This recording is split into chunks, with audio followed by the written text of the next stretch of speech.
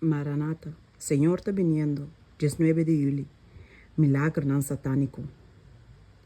E esta hace señal nan grande, assim que hasta esta hace candela ba for de cielo, pingri batera, tem vista de gente.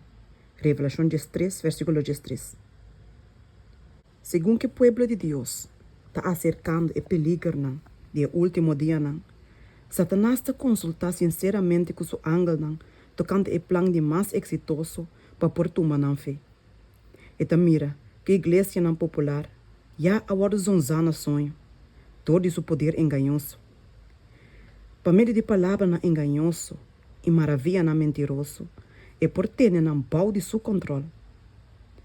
Pensei, eta encarga e dirigir seu ángel nan, para não pôr nan trampa nan, especialmente para esse nan que está guardando ansiosamente para o regresso de Cristo e que está fazendo um esforço para guardar o mandamento de Deus.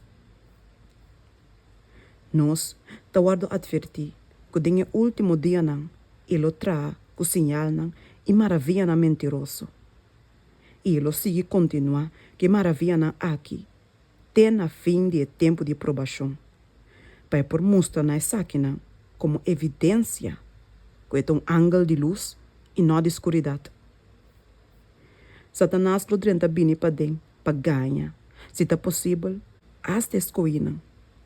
Eta pretende de estar Cristo e eta drentando para dentro, pretendendo e apresentando su mês como o grande médico missionário. Ele hace candela para fora de cielo de presença de gente, para prova que é de Deus.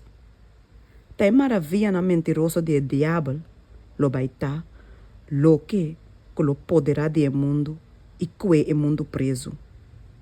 E ele hace candela para fora de cielo tem presença de gente. Ele vai fazer milagre e ele purba para meio de poder maravilhoso aqui, que está fazendo maravilha para gara inteiro o mundo. Algum lo guardo tentar para aceitar milagre aqui, como se fuera que não está bem fora de Deus mesmo. E enfermo lo guardo curar delante de nos vista. Milagre lo guardo assim delante de nos voa. Nós está claro, preparar para a prova que está esperando-nos. Ora que maravilha enganoso de Satanás, lo vai guardo demonstrar mais completamente. Hope alma, lo não vai guardo correr e riba preso. Dor de apartar fora de precepto e mandamento claro de Deus, e dor de dar atenção na fábula, e mente de hope gente está preparando na mesa para receber a maravilha enganoso aqui. Nós tor mester busca para armar nos mes agora aqui, para a batalha, que pronto nós lo vai nos dentro.